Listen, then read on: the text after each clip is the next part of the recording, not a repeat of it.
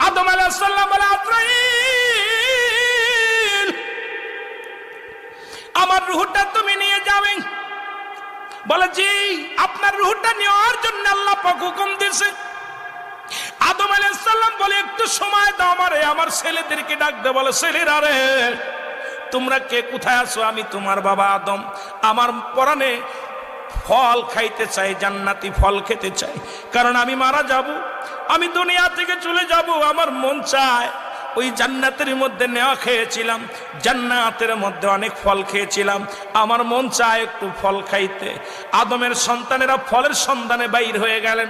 শীষ আলাইহিস সালাম এসে ডাকতে বলে, আল্লাহর নবী আদম আলাইহিস সালাম, আপনি পৃথিবীর মধ্যে প্রথম মানুষ, নবী হিসেবেও প্রথম, তবে আদম নবীর আগেও কিন্তু আমার নবী রাহমাতুল লিল আলামিন মুসলমান কিন্তু শরীয়তে আদম আলাইহিস সালামকে আগে পাঠাইছে দুনিয়ার মধ্যে।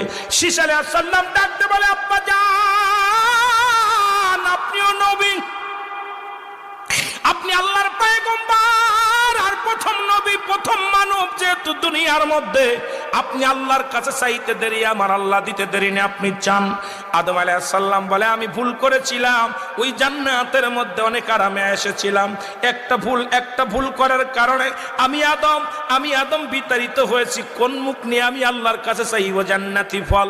তুমি চাও বাবা শীষ, তুমি চাও। শীষ আলাইহিস সালামকে বললেন, বাবা শীষ রে, যতগুলো সন্তান আমার আল্লাহ দিয়েছে তার মধ্যে একমাত্র নবুয়তি আমি তোমারে দান করেছি, সুতরাং তুমি আমার আল্লাহর কাছে অনেক প্রিয়, তুমি চাইলে আমার আল্লাহ দিবে। শীষ আলাইহিস সালাম চাইলেন আমার আল্লাহ, আমার আব্বা জান আল্লাহ শুনে নেন, যেহেতু একটা সন্তানের কাছে বাবার হলো 14টা হক, এই 14টা হকের মধ্যে 7টা হলো জীবিত থাকতে, 7টা হলো মৃত্যুর পরে, সুতরাং বাবাকে খুশি রাখার জন্য, বাবার ওই মনের চাহিদা মেটানোর জন্য আদম আলাইহিস সালামের সন্তান শীষ আলাইহিস সালাম দুটি হাত উঠায় দিলেন আল্লাহর দরবারে, আমার আল্লাহ, তুমি আমার বাবাকে তুমি জান্নাত থেকে ফল পাঠায়া দাও। আল্লাহ বলে, এই আমার শীষ আজকে হাত উঠাইছে আমার দরবারে, আমার আদম আজকে ফল খাবে, যাও জান্নাতের মধ্যে জিবরিল আমিন, যাও ফল নিয়ে যাও, ওই নেও ফল নিয়ে যাও, অন্য ফলগুলো ঝাঁকা ভরে বেশি করে আমার আদমের কাছে নিয়ে যাও। আমার আদম অনেকদিন জান্নাতি ফল খায় না, আমার আদমরে আমি জান্নাতি ফল খাওয়াবো। জোরে জোরে বলো মারহাবা।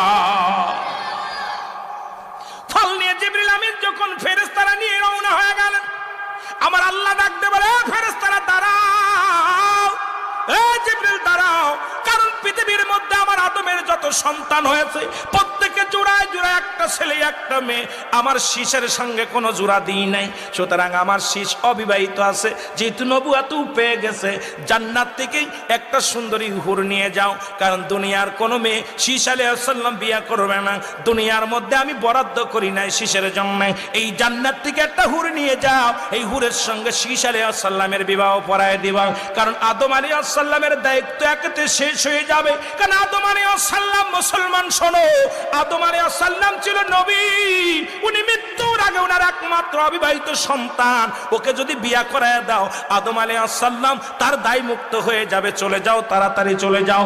এর জিবরিল আমিন যখন ফল নিয়ে চলে আসলেন, সঙ্গে করে জান্নাত থেকে এক সুন্দরী হুর নিয়ে চলে আসলেন। জোরে জোরে বলো মারহাবা। সুন্দরী এক হুর নিয়ে চলে আসলেন। বাবা শোনো, এবার যখন হুরে নিয়ে আসলেন, ছাকা ধরে যখন ফল দিলেন, আদম আলাইহিস সালাম ফল পেয়ে অত্যন্ত খুশি, আল্লাহ তাআলা জান্নাত থেকে ফল পাঠাইছে, এই নেন আপনি খান। এবার যখন ফলের জায়গা রাখলেন, দেখে হুরের পাখার, মুসলমান শুনে নাও, ওই জিবরিল আমিনের পাখার পাশে, জিবরিল আমিনের আপনার একটু দাঁড়ায়া পাশেই দেখে একটা মেয়ের ছবি। আল্লাহর নবী আদম আলাইহিস সালাম জিগায়, ও জিবরিল, ওই মেয়েটা কে রে? ওকে তো আমি দুনিয়ার মধ্যে দেখি নাই, এই মেয়েটাকে আমার চিনা চিনা লাগে, মনে হয় আমার চিনা চিনা লাগে। কয় হুজুর, এটা দুনিয়ার কোনো মানুষ না, আপনি ঠিকই ধরেছেন, দুনিয়ার কোনো মেয়ে নয়, আমার আল্লাহ তাআলা আপনার শীষের জন্য জান্নাত থেকে একটা হুর পাঠাইছে, এই হুরের লগে শীষ আলাইহিস সালামের বিবাহ পড়ায়া দিতে বলেছে। জোরে জোরে বলেন মারহাবা। আর একটু জোরে জোরে চিল্লায় বল আল্লাহু আকবার। আদম আলাইহিস সালাম বিয়ের আয়োজন করে দিলেন। বিবাহ হলো, যত মেহমান ছিল সবাই রে খাওয়াইলেন, ওই জান্নাতি ফল দিয়ে মেহমানদারি করলেন, জান্নাতি ফল খাওয়াইলেন যত যাত্রীর লোক এসেছিলেন। মুসলমান শোনো, আদম আলাইহিস সালামের ছেলে শীস আলাইহিস সালামের সঙ্গে দুনিয়ার মধ্যে হুরের বিয়া হয়ে গেল। আমার বাবার আদম আলাইহিস সালামকে নেওয়ার জন্য আজরাইল পাঠায় দিলেন মালাকুল মউতকে। আদম কয়, ও মালাকুল মউত, একটু ধৈর্য ধরো, আমার সন্তানদের সামনে যখন আমার জানটা নিবা, হয়তো আমার চোখ দুটো বড় হয়ে যাবে, না হয় আমার মুখটা বড় হয়ে যাবে, নাই জিহ্বা বাইর হয়ে যাবে। কারণ এই মালাকুল মউত আদম তো জানে মৃত্যু জানতো না। আদম ডাকতে বলে, মালাকুল মউত রে, আমার কলিজার টুকরো সন্তানদের একটু দূরে যা। তাদেরকে ঘর থেকে বাইর করে দিলেন। ও মুসলমান শুনে নাও, একটু পরে আদম আলাইহিস সালামের রূহটা বাইর হয়ে গেলেন, এই দুনিয়া থেকে আদম আলাইহিস সালাম চিরবিদায় হয়ে গেল। মুসলমান শুনে নাও, আদম আলাইহিস সালামের লাশখানা পড়ে থাকলো, ছেলেরা কান্নাকাটি জুড়ে দিল, কিন্তু কি করবে, কেমনে দাফন করাইবে, কেমনে কাফন পরাইবে, কেমনে জানাজা পড়বে, কিচ্ছু জানা নাই। কারণ প্রথম মৃত্যুবরণ করলো আদম আলাইহিস সালাম, এই মানব জাতির প্রথম মৃত্যুবরণ করলো আদম আলাইহিস সালাম। এখন আপনাদের প্রশ্ন থাকতে পারে, ভাইজান আদমের ছেলে তো আগে মারা গেছে। হ্যাঁ গেছে, ওই হাবিল কাবিলের ঝগড়া আপনারা সবাই জানেন, ওই দৃশ্য তো আর আদমের ছেলেরা জানে না। কেমনে মাটি দিয়েছিল, কেমনে তার দাপন করেছিল, কেমনে তার কবর খুঁড়েছিল, কেউ তো জানে না। কিন্তু আদমের বংশের মধ্যে প্রথম মৃত্যুবরণ করলেন আদম আলাইহিস সালাম। আল্লাহ কয়, জিবরিল আমিন দৌড়ে যাও জান্নাতের মধ্যে, জান্নাতি পানি নিয়ে আসো, জান্নাত থেকে কাপড় নিয়ে আসো, জান্নাত থেকে সুরমা নিয়ে আসো, জান্নাত থেকে তুমি নিয়ে আসো আতর গোলাপ নিয়ে আসো, আর তোমরা গোসল করাইবা, জানাজার নামাজ পড়বে। শীস আলাইহিস সালাম যেহেতু দুনিয়ার মধ্যে পাঠাইলাম প্রথম মানুষ হিসেবে, ওই মানুষটার জানাজা পড়বে নিজের কৌরজ্জত সন্তান। ও মুসলমান শুনে নাও, জোরে জোরে চিল্লায়া বলা যাবে না মারহাবা। আদম আলাইহিস সালামের জন্য ফেরেশতারা জান্নাত থেকে পোশাক, যে পোশাকটা খুলে নিছিল হাওয়া আলাইহিস সালামের থেকে, আদম আলাইহিস সালাম থেকে, ওই ঠিক ওই পোশাকটা আল্লাহ বললেন, যে পোশাকটা আমি পরায় খুলে রাখছিলাম জান্নাত অভিমান করে আদমের উপরে, যাও ওই পোশাকটা আদমরে আজকে সাদা কাপড় নিয়ে যাও, পরাইয়া দাও। আর এই রকম জানাজার যে নিয়মগুলো, এই নিয়মগুলো আদমের ছেলে শীস আলাইহিস সালামরে শিখাইয়া দাও। এই ইমামতি করবে শীস আলাইহিস সালাম, আর তোমরা হবে মুসল্লি, সব দাঁড়ায় দাঁড়ায় শিখাইয়া দাও। আদম আলাইহিস সালামের জানাজা পড়ার জন্য, গোসল করানোর জন্য অসংখ্য ফেরেশতারা আসলেন জমিনের মধ্যে। আদমের সন্তানদেরকে ডাক দিলেন, কেমনে কবর খুঁজবে, কবরটা খুঁচাই দিলেন। ফেরেশতারা সাথে থেকে কবর খুললেন, আদম আলাইহিস সালামের কবর খুললেন। এরপরে জানাজা গোসল করালেন, আদমের ছেলের সঙ্গে সন্তানদের সঙ্গে গোসল করাইলেন ফেরেশতারা, আতর গোলাপ লাগাইলেন, কাফনের কাপড় কেমনে পরাইবে এটা সব কিছু দেখাই দিলেন। এবার শীস আলাইহিস সালামকে দোয়া শিখিয়ে দিলেন, তোমার আব্বার জন্য এইভাবে দোয়া করতে হবে, এইভাবে জানাজা পড়তে হবে। শীস আলাইহিস সালাম হযরত আদম আলাইহিস সালামের জানাজা পড়লেন, দোয়া করলেন, এরপরে দাফন করলেন। জোরে জোরে চিল্লায় বলো মারহাবা। এই আদম নবী থেকে শুরু করে আজ পর্যন্ত যত মানুষ দুনিয়া থেকে বিদায় হয়ে গেছে, আমার দাদু ভাইয়েরা শুনে নাও, শুনে নাও। সুতরাং 1000 বছর জীবিত থাকা পরও মারা গেছে, সুতরাং আমি আপনিও মারা যাব, দুনিয়ার মধ্যে থাকবো না, থাকার জায়গা না।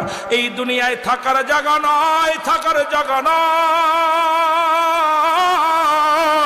এই জন্য পৃথিবীর মধ্যে 4 জন প্রতাপশালী বাদশা, 3 জনের নাম বলেছি, এখনো একজন বাদ আছে, তবে আমার মনে আছে রে মুসলমান।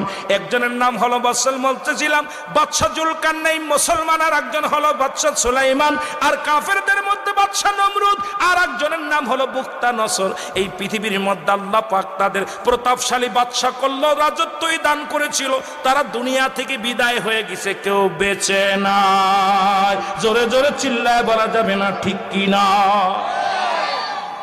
সব কিছু শেষ করে দেবে, কুল্লু মান আলাইহা ফান, সব শেষ করে দিবে কে? আল্লাহ বলে, আল্লাহ আমি আল্লাহ এই জমিনটাকে রাখবো না, এই জমিনটাকে আমি পুরা তামা বানায়া দিব। আজকে পরের জমিন ফাঁকি দাও, কত এতিমের সম্পদ তোমরা ফাঁকি দাও। ঘুষ খাইয়া, সুদ খাইয়া 10 বিঘে 50 বিঘে জমি করলা। শুনে নাও, এই জমিনের মধ্যে যত মাটি আছে আল্লাহ কয় সব পুরা তামা বানায়া দিব। এই জমিনের মধ্যে যত পানি আছে সমস্ত পানিগুলো আমি আল্লাহ পুড়ায়া ছাই বানায়া দিব। যেদিন কিচ্ছু বলতে কিচ্ছু থাকবে না, সেদিন থাকবো শুধু আমি আল্লাহ। জোরে জোরে চিল্লায় বলা যাবে না মারহাবা। চারজন ব্যক্তিকে আল্লাহ প্রতাপশালী বাদশা বানাইলেন। তাদের মধ্যে মুসলমানদের মধ্যে দুজন, কাফেরদের মধ্যে দুজন। মুসলমানদের মধ্যে দুজন, একজনের নাম হলো নবী সুলাইমান। আল্লাহ তাকে এমন পাওয়ার, এমন ক্ষমতা দিলেন, যিনি সমস্ত প্রাণীর ভাষা বুঝতেন। মুসলমান শুনে নেন, তাকে আল্লাহ পাক একটা সিংহাসন দান করলেন, যা দ্বারা কোনো পেট্রোল লাগতো না, ডিজেল লাগতো না, কোনো তেল লাগতো না, হাওয়া লাগতো না। সারা পৃথিবী ঘুরে ঘুরে, উড়ে উড়ে সারা পৃথিবী ভ্রমণ করতেন। জোরে জোরে চিল্লা বলা যাবে না মারহাবা। এই নবী সুলাইমান কি বেঁচে আছে না মরছে? কথা কয় না কেন? এত পাওয়ার, এত ক্ষমতা আল্লাহ তারা দান করলো, তারপরেও তারা দুনিয়ার মধ্যে জিন্দা রাখে নাই, দুনিয়া থেকে বিদায় হয়ে গেছে। শুধু তাই নয়, মুসলমান আর একজন মুসলমানদের মধ্যে তিনি হলো বাদশা জুলকারনাইন। আল্লাহ তাকে এত পাওয়ার, অদ্য পৃথিবীর রাজত্ব আল্লাহ তারে দান করেছিল। বাবারা খেয়াল করবেন আলোচনাটা। এত ক্ষমতা, সারা পৃথিবী দুইবার ভ্রমণ করছে। অল পৃথিবীটা, এত বড় পৃথিবী দুইবার ঘুরেছেন। আল্লাহ তাকে একটা মজেদার ঘোড়া দান করেছিল, যে ঘোড়াটা একটা কদম পা ফেলাইলে 12,000 মাইল অতিক্রম করত। সুতরাং বাংলাদেশটা 12,000 মাইল হবে না, বাদশা জুলকারনাইনের ওই ঘোড়াটা বাংলার জমিনে পা লাগবে না, একটা পা রাখবে ইন্ডিয়ায়, আর একটা রাখবে পাকিস্তানে। এত বড় ক্ষমতা আল্লাহ সেই ঘোড়াকে দান করেছিল।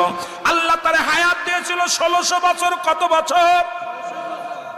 তুমি বাঁচবা কয়দিন, আমি বাঁচবো কয়দিন? গড়ায়ু সরকার 270 বছর। আমি করে বেটা সরকার শোনো।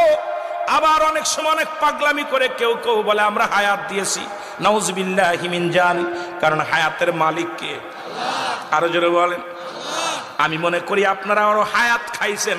যেভাবে মাদক সেবন জাতি যেভাবে মাদক ধরেছে, গাঁজা মদ ইয়াবা একটা প্রতিটা গ্রামের মধ্যে, ফ্যামিলির মধ্যে এমন ভাবে নিশায় ধরেছে, এখন বাবা অসহায় হয়ে গেছে, মা অসহায় হয়ে গেছে। এই জন্য আমি বলবো, জাতিকে যদি বাঁচাইতে হয়, ওরে মুসলমান শুনে নাও, এখনো সময় আছে। এই জাতিকে বাঁচাইতে হলে ঐক্যবদ্ধর কোনো অভাব নাই। আমাদের ঐক্যবদ্ধ হতে হবে। কে সরকারি দল, কে বিরোধী দল, কে নেতা, কে উজির, কে বাদান কর্মচারী দেখার বিষয় না। অন্যায় পেলেই প্রতিবাদ করতে হবে, অন্যায়ের বিরুদ্ধে লুকে রুখে দাঁড়াইতে হবে। জাতিকে বাঁচাইতে হলে আমাদেরকে জাগতে হবে, আর ঘুমানোর সময় নাই। জোরে বলেন ঠিক কিনা? যে কথা বলতেছিলাম, বাদশা জুলকারনাইনকে হায়াত দিয়েছিল 1600 বছর। কত বছর? 1600 বছর হায়াত আল্লাহ দান করেছিল। এরপরে যারা মক্কা মদিনায়, কয়েকজন হাজির নাম দেখলাম। মক্কা মদিনা থেকে উত্তর দিকে একটা মহকামা দেখা যায়। এই মহকামাটার নাম হলো আলেকজান্দ্রিয়া সিটি শহর। এই শহরের মধ্যে বাদশা জুলকারনাইনকে শুয়ায় রাখা হয়েছে। উনি একখানা সাইনবোর্ড লিখে গেলেন, দুনিয়ার মানুষ, আমার হায়াত সীমিত, আমি যে ভুল করেছি তোমরা সেই ভুল করো না। তোমরা দুনিয়ার জিন্দেগি নষ্ট করো না, বেশি বেশি আমার মৌলার গোলামি করো। দুনিয়ার মধ্যে তোমরা সময় নষ্ট করো না। 1600 বছর হায়াত পেয়ে যদি বলে সীমিত হায়াত, আমরা বাঁচবো মাত্র 50 থেকে 60 বছর। এত দুর্নীতি কেন রে মুসলমান?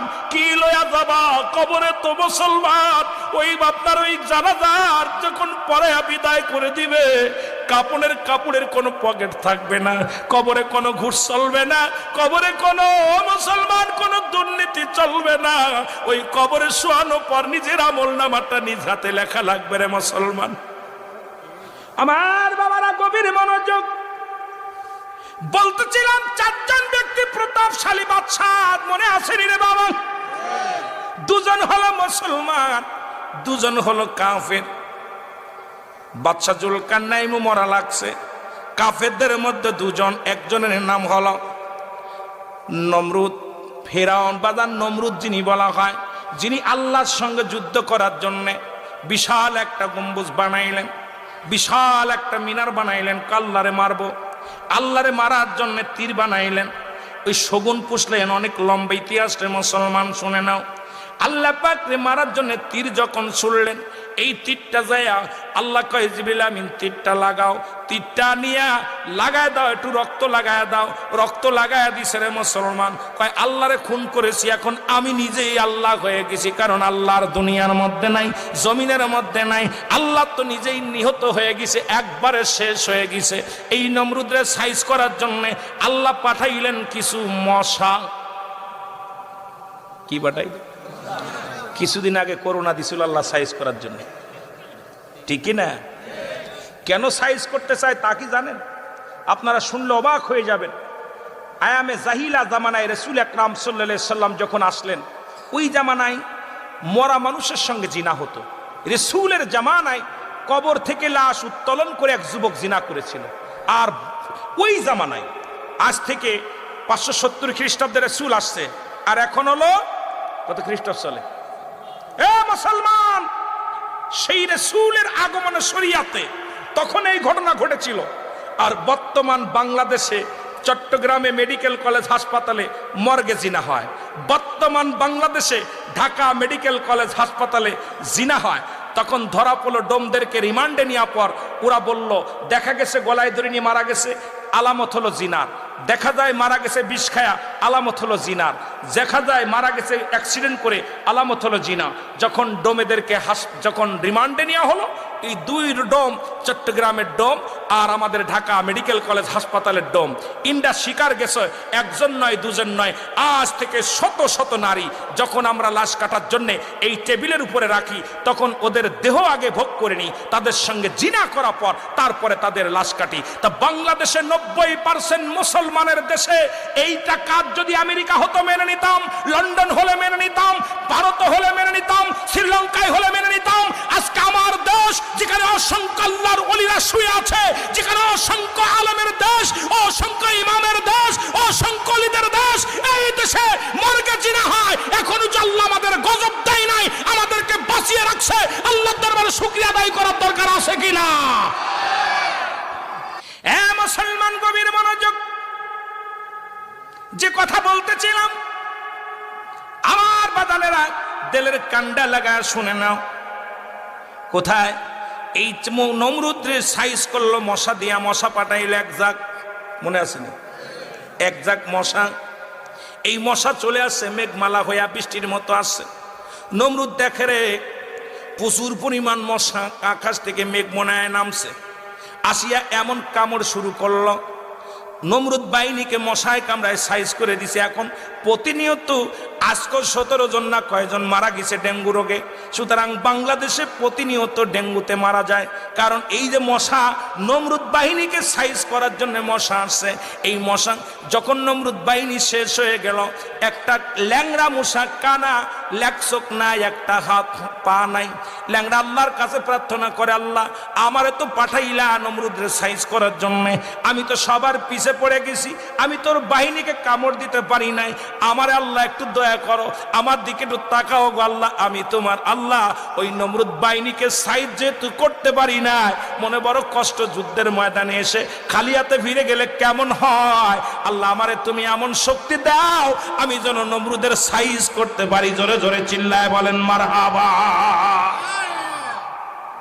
আল্লাহ তাআলা তার সাইজ করার জন্য দিলেন, ক্ষমতা দিলেন। যাইতে যাইতে নমরুদের নাকের ভিতর দিয়া ঢুইকা মাথার ভিতরে, একটা ঠ্যাং নাই, এটা চোখ নাই, ল্যাংরাটা ঢুকছে। ল্যাংরা যখন ঢুকছে মাথার ভিতর ঢুইয়া খালি ফরফর ফরফর করতেছে।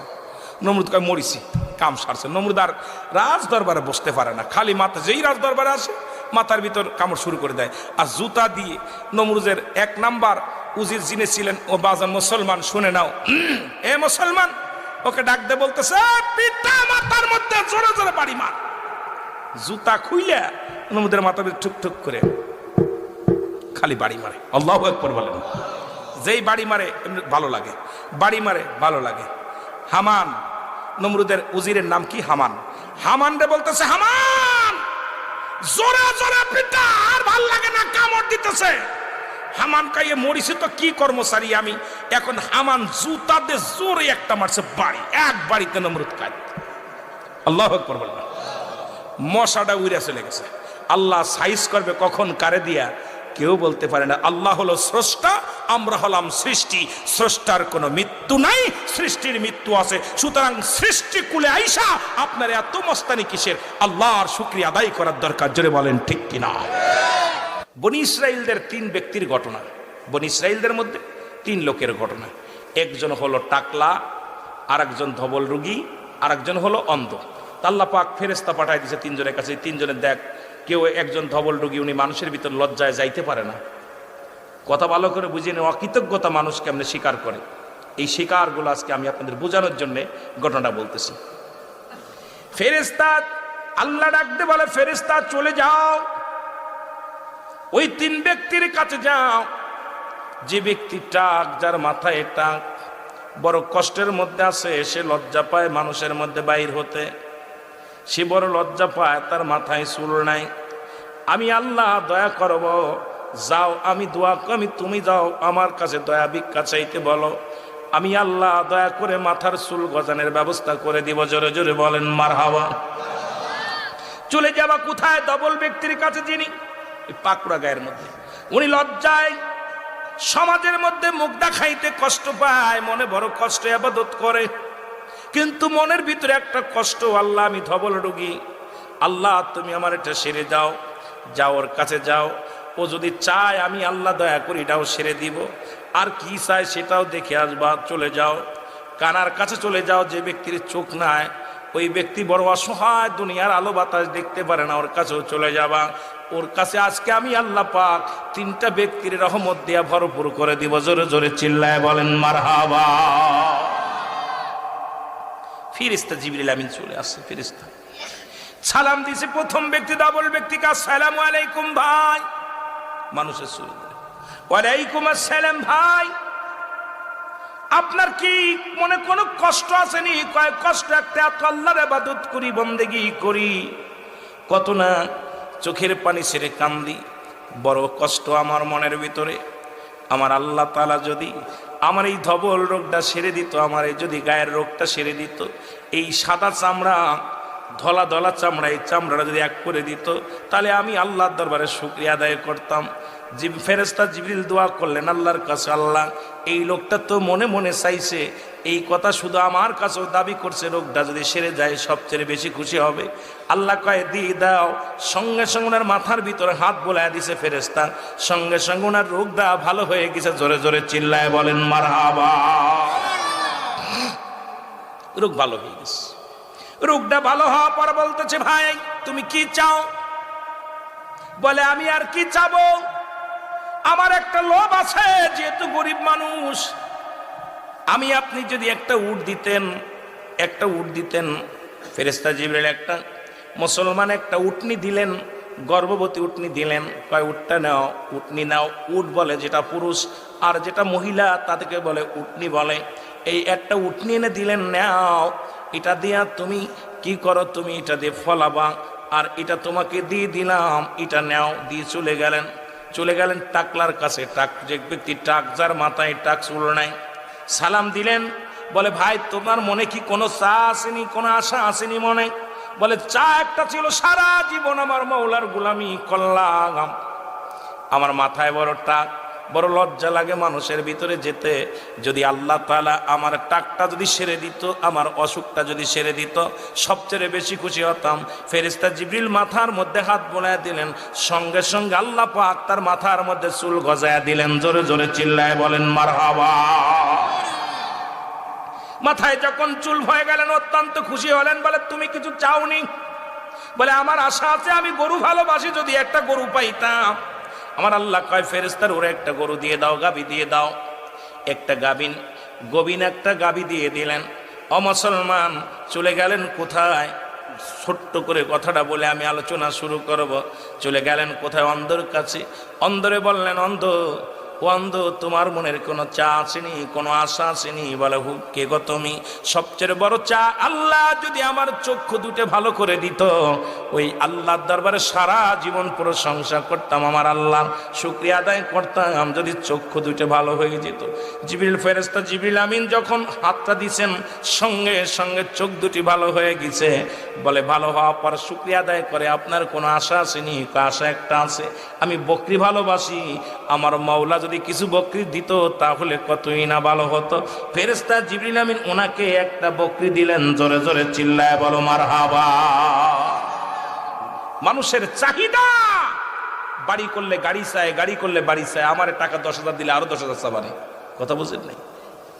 চাহিদার কোনো শেষ নাই, এত চাহিদা মানুষের। ইরে পুরা করাই, মানুষের মন জয় করা, মানুষের প্রাণ জয় করা। আল্লাহ এত কিছু দিলেন, হাকা যা হাকা যা হাকা যা, অনেক অনেক দান করছে, তারপরও মানুষের মনটা ভরে নাই, তার চাহিদার কোনো শেষ নাই। 1 বিঘে কিনছে, 3 বিঘে কিনতে চায়, বাড়ি কিনছে, গাড়ি কিনতে চায়, 3 তলা করছে, 4 তলা করতে চায়, তার কোনো আশাই শেষ নেই। আমার মুসলমান বাবারা গভীর মনোযোগ। কয়েক মাস পরে অনেক বৃদ্ধি হলো, বকরি বাড়লো, উট বাড়লো, গরু বাড়লো। আমার আল্লাহ কয় ফেরেশতারে যাও একটু পরীক্ষা নাও। পরীক্ষা নিতে আসলেন। প্রথম ব্যক্তির কাছে ফেরেশতা জিবরিল আসলেন, সালাম বিনিময় করে বলে, ভাই আমি গরিব মানুষ, পথিক মানুষ, তুমি তো আগে ছিলে, ধবল ডুগি ছিলে, আল্লাহ তোমারে দয়া করছে, তোমার অনেকগুলো উট আছে, আমাকে একটা উট দাও, আমি পথিক মানুষ, খরচ করে আমি পথ হারিয়ে ফেলেছি, একটু যাব। কয় তোমার কে বলছে আমি ধবল ডুগি ছিলাম, আমার কোনো রোগ টোক ছিল না, আর এগুলা আমার ওই না বাপদাদার সম্পদ, এইগুলো যা উট দেখছো সবগুলো আমার ওই বাপদাদার থেকে পেয়েছি, এটা কেউ দান করে নাই। অস্বীকার করলেন, দিলেন তো দিলেনই না, আর অস্বীকার করলেন। উনি বললেন, ভাই আল্লাহ তাআলা আপনাকে দয়া করেছে, আপনাকে এত বড় রোগ থেকে আল্লাহ শেফা করেছে, উট নিও আল্লাহ দান করেছিল, আপনি অস্বীকার করেন। কয় হ্যাঁ, এটা তুমি মিথ্যা বলেছো, আমারে কেউ কিছু দেন নাই, এটা আমার বাপদাদা থেকে পেয়েছি। জোরে জোরে চিল্লায়া বলা যাবেন আল্লাহু আকবার। আমার ভাইয়েরা, আমার বন্ধুরা, আমার গভীর মনোযোগ। মানুষ অকৃতজ্ঞতা কেমনে করে একটু বুঝালাম। এমনি আর ঘটনাটা হাদিস করে আসে নাই, এমনি আর ঘটনাটা বর্তমান কবিরা বলে নাই, কিন্তু এগুলো তো উঠে যায়, সিলেবাস থেকে উঠে গেছে। এখন শুধু সিলেবাসের মধ্যে আসতেছে শরীফ থেকে শরীফা কেমনে হয়, এইগুলো নিয়ে মানুষ ব্যস্ত আছে। জোরে বলেন ঠিক কিনা? মানুষকে কেমনে পশু বানানো যায়, আগে বানর ছিল, এখন মানুষ হচ্ছে। কত নিম্ন কাতারে মানুষের ব্রেনটা ওয়াশ করা হয়। মানুষকে, সরল প্রাণ মানুষদেরকে আজকে পৃথিবীর মধ্যে নোংরা বানানোর পায় তারা চলতেছে।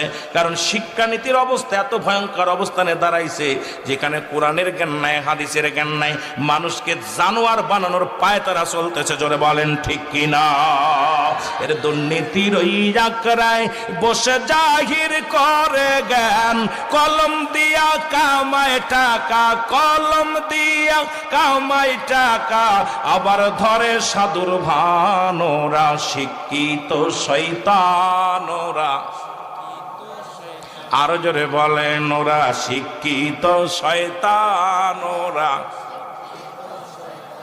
এই পাশে মুরব্বী, এই পাশে মুরব্বী, তারাও লেখাপড়া করছে, তাদের হাতে ছিল কলম, বই আর খাতা। আর আমাদের হাতে এখন কয় পিস্তল নাই, ড্যাগার, না হলে কি কয়, বন্দুক। বিশ্বাস করবেন না, আপনাদের এই কুমিল্লা সরকারি কলেজে যায় দেখে আসেন, যে সমস্ত কলেজ বিশ্ববিদ্যালয় দেখবেন ছাত্রর হাতে এখন আর বই কলম নাই, খাতা কলম নাই, তাদের হাতে সেকেন্ড গিয়ার, ফার্স্ট গিয়ার। বড় বড় বিশ্ববিদ্যালয় ফ্যান্টের মধ্যে ও ফ্যান পিস্তল নিয়ে বাইর হচ্ছে। এই দেশের সুনাগরিক, তোদের নজরে পড়ে না যারা উপরের মহলে বসে আছে চেয়ারের মধ্যে, যে ছাত্রের হাতে পিস্তল, ছাত্রের হাতে হকি স্টিক, ছাত্রের হাতে বন্দুক, ছাত্রের হাতে পাইপে আপনার কি কয় বড় বড় রামদা, এগুলো কি তোদের নজরে পড়ে না? আজকে আমার জাতি, আমার সমাজ নষ্ট হয়ে যায়, তোদের নজর নাই। তোরা খালি চেয়ারের লোভ করে চেয়ারের জন্য বসে আছিস, যে চেয়ারটা ছাড়া যাবে না, কিন্তু জাতি শেষ, সমাজ শেষ। এর জন্য কি তোমাদের ভূমিকা কি? জোরে বলেন ঠিক কিনা? আমার ভাইয়েরা, আমার বন্ধুরা, কিছুদিন পরে চলে আসেন, অস্বীকার করলেন, মনে আসেনি? এবার চলে গেলেন টাকার কাছে, যার টাক ছিল। ফেরেশতা জিবরিল আমিন এসে বলে, ভাই আপনার তো অনেক গরু, মাঠ ভরা গরু, অনেক গরু, আল্লাহ আপনাকে অনেক দিছে, আপনি ছিলেন টাক, আপনার মাথায় চুল ছিল না, আল্লাহ আপনাকে চুল দিছে। একটা গাভী উদান করেছিল আমার আল্লাহ, তার থেকে অনেক গাভী হয়েছে, আপনি আমাকে একটা গাভী দেন, আমার গরিব মানুষ, আমার প্রয়োজন। বললেন না, আমারে কেউ দান করে না, আর আমি জীবনেও টাকলা ছিলাম না, আমার চুল ছোট্টবেলা থেকে। সুতরাং অস্বীকার করে মানুষ, কারণ অতীত যারা ভুলে যায় এদের মতো নাফরমান মানুষ নাই। বর্তমান পায়া বর্তমান, আরে অতীতকে যারা অস্বীকার করে এদের মতো অপদার্থ মানুষ আর দুনিয়ার মধ্যে নাই। আমি কি ছিলাম, কি হয়েছি, আর কি হবে, এই চিন্তা যাদের মধ্যে নাই, এই সমস্ত মুনাফিক দ্বারা ইসলামের কোনোদিন উপকারে আসতে পারে না। জোরে বলেন ঠিক কি না? ছিলাম কি, হলাম কি, আর হব কি? আমার ভাইরা, আমার বন্ধুরা, আমার চলে গেলেন কোথায়? কানার কাছে। কানাকে সালাম দিয়ে বলে, ভাই আপনার তো দুটি চোখ কানা ছিল। বলে, হ্যাঁ, আল্লাহ তাআলা আমার চোখ দুটি একজন দরবেশের খাতির আল্লাহ ভালো করে দিছে। শুধু ভালো করে না, আমাকে একটা বকরি দিয়েছিল, তার থেকে আজকে ছাগলের পাল, অনেক পাল হয়েছে। আমার একটা দেওয়া, কয় একটা নয়, দুটি নয়, আপনার যতগুলো লাগে, যে আল্লাহ আমারে দান করেছে, এটা আল্লাহ আমারে দান করেছে, আল্লাহ আমারে দিয়েছিল। আমি চক্ষু ছিল না, চক্ষু দুটি আল্লাহ আমারে দান করেছে, সুতরাং যতগুলো লাগে ততগুলো নিয়ে যাও। ফেরেশতা কয়, ভাই আমি কোনো মানুষ নয়, কোনো গরিব নয়, আমি সেই ফেরেশতা যে ফেরেশতা আপনাদের জন্য দোয়া করেছিলাম, আল্লাহ পাঠাইল পরীক্ষা করতে। আজকে আমি ওই দুজনের কাছে গেলাম, আপনার ওই দুই বন্ধুর কাছে গেলাম, তারা আমার অস্বীকার করেছে, আল্লাহর নিয়ামত অস্বীকার করেছে। এখন বান্দা শুনে নাও, আপনি স্বীকার করেছেন, আপনার বকরি দেওয়া লাগবে না, আল্লাহ আপনার উপরে রহমত দান করুক। জোরে জোরে চিল্লায় বলেন মারহাবা। আর একটু জোরে জোরে চিল্লায় বলা যাবে না আল্লাহু আকবার। সব পড়ে থাকবে, আবার আল্লাহ শেষ করে দিবে সব। আল্লাহ কয় কুল্লু মান আলাইহা ফান, সব শেষ করে দিবে কে? সব শেষ করে দিবে। বাড়ি করলা, গাড়ি করলা, শখ করে বাড়ি করলা, গাড়ি করলা, সুন্দর নারী বিয়া করলা, কত সাদের জীবন করলা। আজরাইল আইলো গো, যেদিন আয়া যাবে পালানোর কোনো জায়গা পাবি না। আজরাইল যেদিন আপনার আমার সামনে হাজির হয়ে যাবে, সেদিন পালানোর কোনো পথ পাওয়া যাবে না, রাস্তা খুঁজে পাওয়া যাবে না। আজরাইল নিয়ে যাবে, মুসলমান শুনে নাও, এই জীবনের ব্যক্তির জীবনের অমূল্য সম্পদের নাম হলো রূহ, আর মানব জীবনের অমূল্য সম্পদের নাম হলো ঈমান। যেমন রূহবিহীন বডির কোনো মূল্য নাই, এই বডিটার যদি মূল্য দিতে হয় আপনাকে এক নাম্বার লাগবে রূহ কানা। এই রূহবিহীন বডির কোনো দাম নাই রে মুসলমান শুনে না। আজকে কিছু কথা আমি বইলা যাই রে, আদি পিতা বাবা আদম আলাইহিস সালাম থেকে শুরু করে আখির নবী রাহমাতুল লিল আলামিন পর্যন্ত যত পয়গম্বর, যত উম্মত দুনিয়ার মধ্যে আগমন করলো, সকলেরই মরণের পেয়ালা পান করা লাগছে। জোরে বলেন ঠিক কি না? ফিরাউন, নমরুদ, কারুন, যারা পৃথিবীর মধ্যে খোদাই দাবি করেছিল, তাদেরও মরণের পেয়ালা পান করা লাগছে। আজকে আপনাদের এলাকার মধ্যে যাদের ভয়ে থরথর করে মানুষগুলো কাঁপতো, আজকে তাদের কবর উপর দিয়ে কুত্তা শেলে পায়খানা করে, কবর থেকে খেদানোর মতো ক্ষমতা আল্লাহ দেয় না।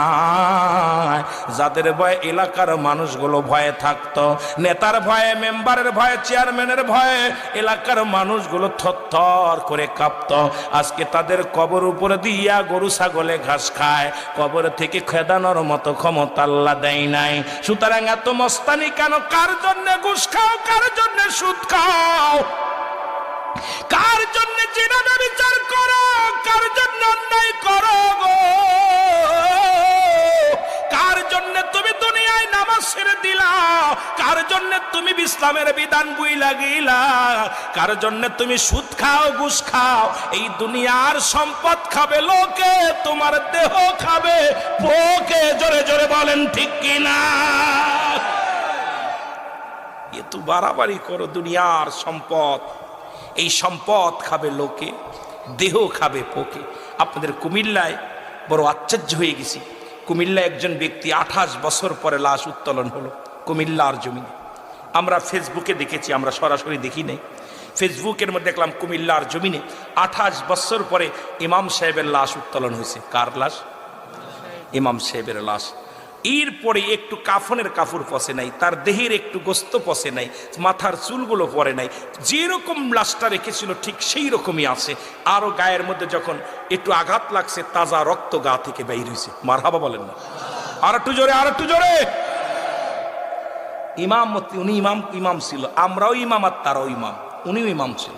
ওনার মজ্জেমকে জিজ্ঞাসা হলো, মজ্জেম বলল, মজ্জেম সাহেব এখনো জীবিত, ওনার বয়স 86 বছর না কয় বছর।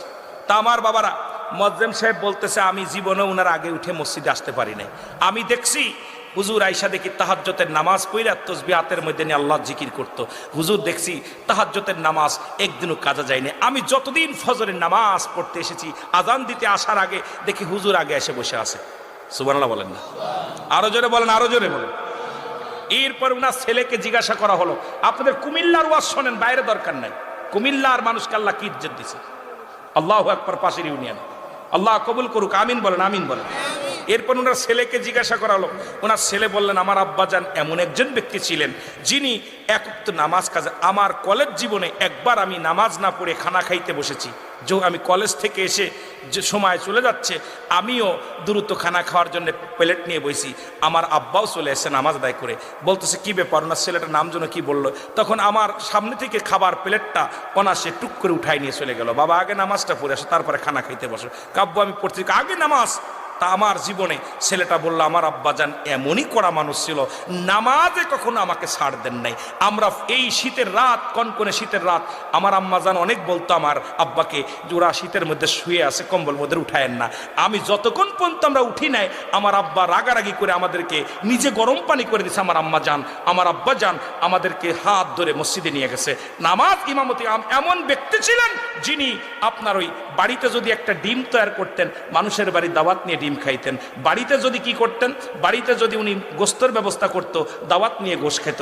যদি মানুষ নিজের বাড়ি ডাল থাকতো, মানুষের বাড়ি দাওয়াত নিয়ে ডাল খেত। কারণ এমনই একজন ব্যক্তি ছিল, নিজের আপনজনদের সাথে বিশ্বাসঘাতকতা করে নাই। আর আমি মৌলবী, আমার বাড়িতে দেখা যায় আজকে সুদা ভাত, ভত্তা ভাত অনেক সময় খানা হয় নাই, আর আমি আইয়া গলা পর্যন্ত মুরগিগুলো পাইয়া ভালো ভালো মুরগির রানগুলো চাবাইতেছি, একবার খোঁজ নিলাম না আমার আহলে বায়েত, আমার আপনজনেরা কি খেয়ে আছে। তাহলে আমার বডি পচবে না উনার বডি পচবে? কারণ উনার বডি পচতে পারে না। উনি আল্লাহর এমন একজন প্রেমিক ছিলেন, শরীয়তের বিধান মানছে, তরিকাতের বিধান মানছে, হাকিকতের বিধান মানছে, ইসলামের বিধান মেনে জীবন যাপন করেছে। জোরে বলেন ঠিক কিনা? এমন ব্যক্তি প্রমাণ করে দিছে এই কুমিল্লার মানুষ যে আল্লাহর পথে থাকলে এই বডিগুলো মরতে পারে না। আল্লাহর পাগলগুলোর বডি পোকে খাওয়ার, মাটিতে খাওয়ার, আর আমাদের বডি কবরে গেলে একদম ফুকা মাকড় আইয়া এমন কামড় শুরু করবে, হারাম খাইতে খাইতে বডিটাকে নাপাক করে ফেলেছি। জোরে বলেন ঠিক কিনা? আল্লাহ তুমি আমাদেরকে হেফাজত করো। জোরে